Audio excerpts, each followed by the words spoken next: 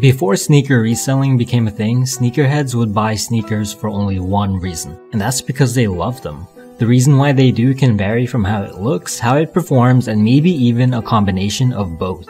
Whatever the case may be, more likely than not, people who bought sneakers wore them on their feet. And being that many people shared this same passion, naturally it led to the development of sneaker communities. Fast forward to 2019 and the number of sneakerheads are at an all-time high. With the influence of celebrities, relentless marketing, and societal pressures, the demand for sneakers is off the charts.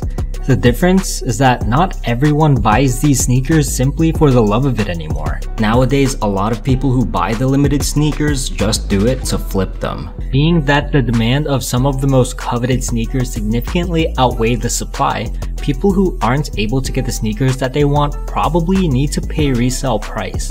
Many of these sneakers, which retail between $100 to $250, can resell from hundreds to sometimes thousands of dollars. Let's take the Off-White Air Force 1 for example. If you are able to get one of these for retail price and resell it, you are able to pocket over $600. And your profit would be multiplied by the number of pairs that you're able to acquire. There are limited releases such as these that happen almost every week. So some people are able to resell limited sneakers on a full-time basis. This is a decent way to make money even if you just do it casually, because with the right information and enough experience, you can possibly run your entire reselling operations from the comfort of your home. It's no wonder why reselling became so popular. Inevitably, the competition to get these items is as fierce as ever. People who want to maximize their chances of being able to cop use automatic checkout software, also known as bots. Oftentimes, these bot users can make it much more difficult and sometimes even impossible for people without them to be able to acquire the sneakers. Why is this considered to be bad? The most common argument that I see is that resellers who may not even care about the shoes are taking advantage of people's love for sneakers. Skillful and experienced resellers are sometimes able to acquire several of the same item, and on the other hand, many people who just want to wear the shoes for themselves are left with nothing, often being forced to pay expensive resale prices if they really want them. While this might be true, let's take a step back and look at the bigger picture and ask ourselves, how did we get here in the first place?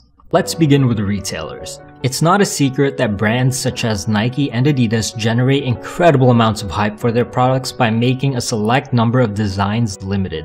This is quite a simple yet effective marketing tactic, but these two companies figured out how to exploit this strategy to the maximum possible extent. People will do anything to get their hands on some of these shoes. In fact, it's gotten so bad that there's been a number of incidents that involved robberies that led to some tragic deaths over some sneakers. This is obviously the most extreme example, but the point I'm trying to make is that Nike and Adidas have been able to effectively drive demand for their sneakers through the roof. Yet, it seems like some of the most coveted models are the ones that are the most difficult to get. By keeping the sneakers limited, they're able to generate higher demand and more interest, forcing potential customers to be more aware and follow each brand's every move just to make sure that they get a chance at snagging something they like. But what ends up happening if it's so limited and so high in demand to the point where it's seemingly impossible for an ordinary shopper to get? Well, Nike and Adidas do this quite often. The fact of the matter is, both resellers and non-resellers need to do absolutely everything they can if they want a shot at obtaining some of these limited sneakers for retail price. There are no rules. If you want to get limited sneakers or streetwear for a retail price, you have to do whatever it takes, and being able to consistently cop limited releases is not easy. If you want it, then you need to put in a lot of time and effort to be able to get it. It doesn't matter how you obtain the sneakers. There is no easy way to realistically cop limited items on a consistent basis, unless you always get incredibly lucky with raffles every time. So what does the average person have to go through to get some of these limited sneakers for retail? There's a few different release procedures, but let's begin with in-store releases. Suppose it's a simple first come first serve release. The most dedicated people may show up 12 hours or maybe even longer before the announced release time, where oftentimes they would have to camp out and perhaps even endure some harsh weather conditions. Here's an example scenario. Let's say the first 5 people waited in line for 15 hours in the harsh New York City weather to be able to cop 1 pair of shoes each. Whether or not they are resellers, I think most people would agree that the people who camped out overnight deserve to get their sneakers more so than the person who shows up 10 minutes before the release time.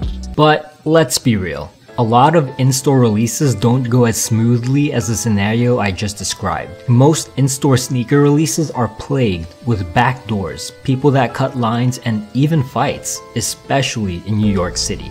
Backdooring is when retailers sell the limited items to their employees or friends of employees, which essentially significantly reduces, or in some cases completely depletes the stock that was meant to be for sale to the public. People who backdoor often need to pay resale price for the items anyway, maybe for a slight discount from the market price depending on the situation, but it wouldn't be too different from you purchasing the item from a reseller or a consignment store. And for cases when backdoor sales are made at the retail price, this is where people who participate in this need to establish connections. They need to get friendly with the managers and maybe the employees of the store, perhaps even the owner. They need to trust you, because if all this backdooring activity is made public, they can get into big trouble. Getting that kind of trust is not easy. Try it yourself. And if you are able to get that trust, then you probably deserve it more so than someone who doesn't even try, regardless of whether or not the person is a reseller. When it comes to being on the line and people are pushing, shoving, and cutting the line, people who are successfully able to do this without getting caught by security or without getting bodied by someone who actually cares, these people may end up getting the limited sneakers, and by the time your turn comes up, it might be sold out. Now, I personally hate this. I don't condone these actions, especially since you can end up getting into a fight, someone could get hurt, and police can get involved. But the fact of the matter is, and I'm gonna say this a lot, stock is limited. And at the end of the day, the people who end up making it to the front of the line are more likely to get the sneakers than the people at the back of the line. These in-store releases can get really stressful. And that's the thing. People who tolerate this kind of stress, wake up early, people who don't let themselves get pushed around, they're more likely to succeed. And many of these people know that there's a chance that the release gets shut down altogether because police get involved or the entire store just gets backdoored, thus leaving no more stock to the public. These things can happen and leave even some of the most dedicated people empty-handed. That's just a risk that they have to take. Now, let's move on to online releases. A lot of people who strike out online simply blame the bots for taking all of their beloved sneakers, and quite understandably so. But there are huge misconceptions when it comes to using bots. A lot of the people think that if you own a bot, all you have to do is press a button and then you'd have the ability to take the entire stock of any online retailer. That couldn't be any further from the truth. First of all, bots aren't very straightforward, especially for new users and even more so for people who aren't too technical. There is so much depth to learning how to optimize your bot's performance. It could possibly take up to a month or two of experimentation, trial and error, and studying, or maybe even longer before you're able to cop a single sneaker from what's considered to be a difficult release. Obtaining bots to begin with can get incredibly expensive. Different bots do better on different platforms and websites. So in some cases, to fully optimize your bot setups, purchasing multiple bots would be ideal, but often not worth it. Some of the best bots go for over $3,000 each, and even if you obtain some of the best bots, copying is still not guaranteed, and the learning process doesn't go away. Not only that, but if you're running a bot, you would need to pay monthly costs just to operate it, and this can range from $70 a month to maybe even hundreds of dollars a month. I go more in depth on this topic in my other video called Dangers of Sneaker Botting. Botters oftentimes need to go through countless hours of learning and making investments of hundreds if not thousands of dollars. Even when you've become very knowledgeable and proficient, success rates are still sparse.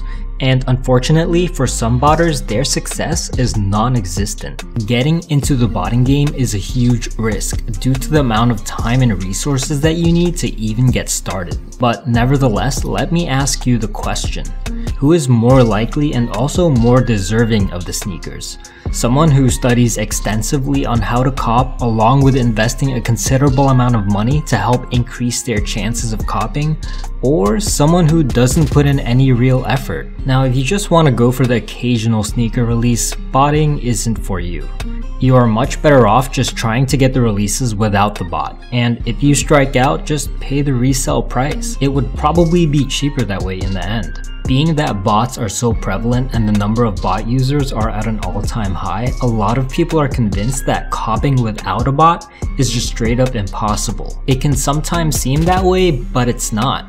There are many different manual checkout methods which anyone can learn, either from experience or joining the right groups. With enough practice and a fast enough internet speed, consistent checkouts for limited releases without the use of a bot is very possible.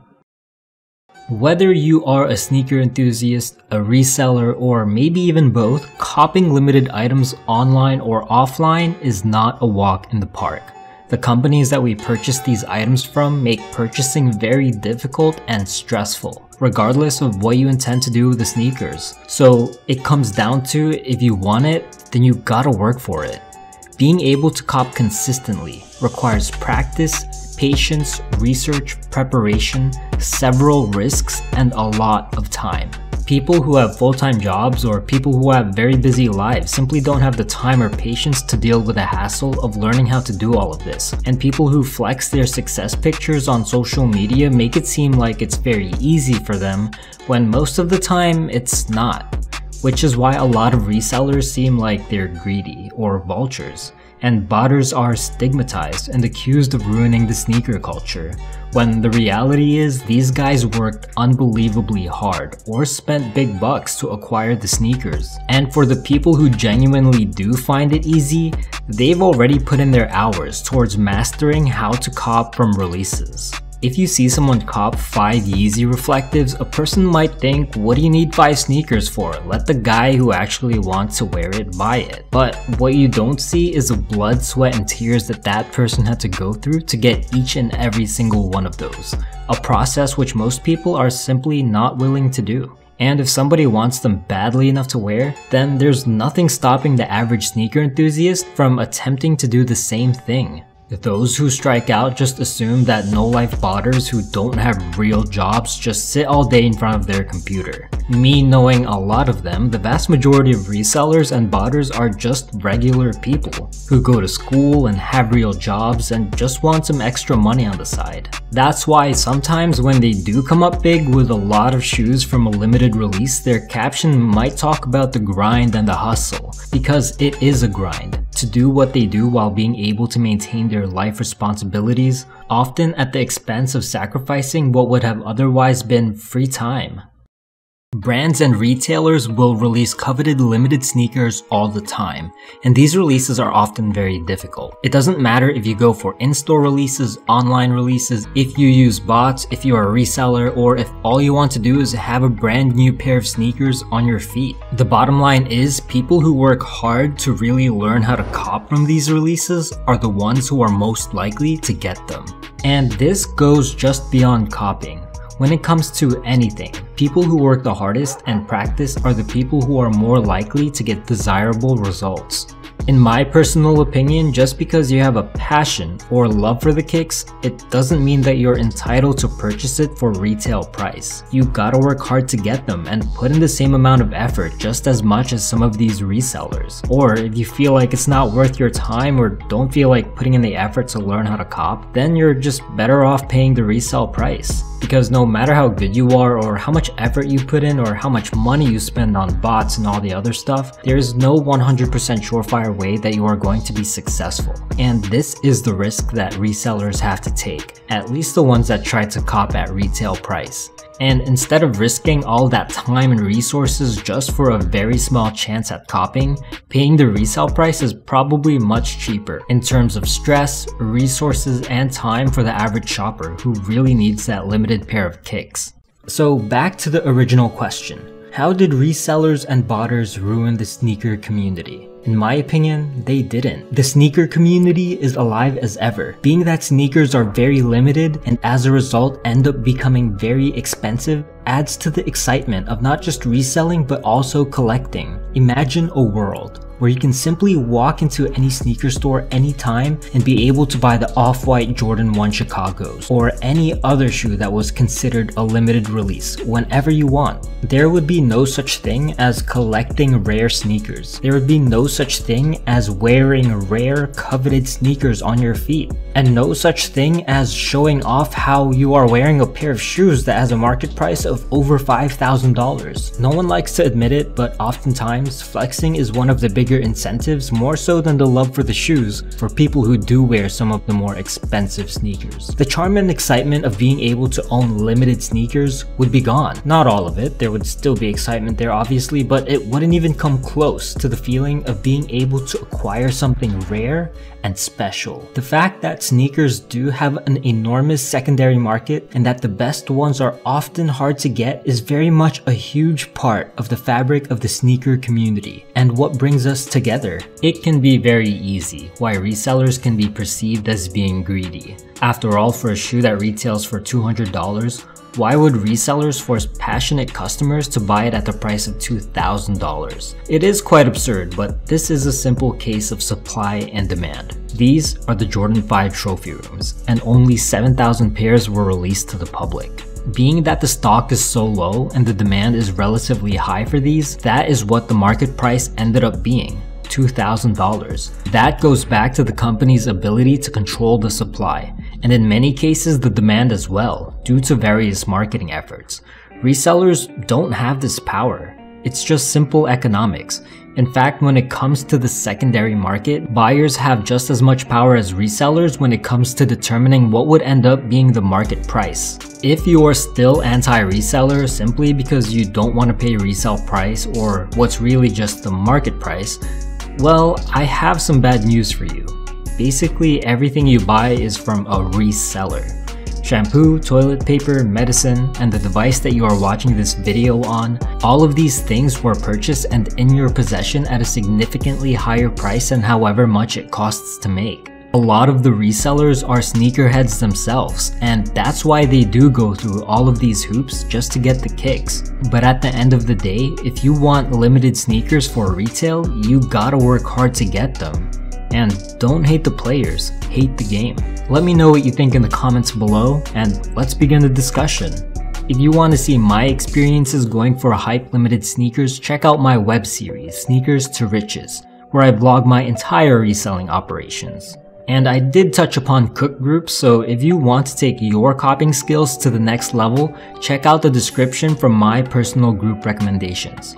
Thanks for watching and best of luck!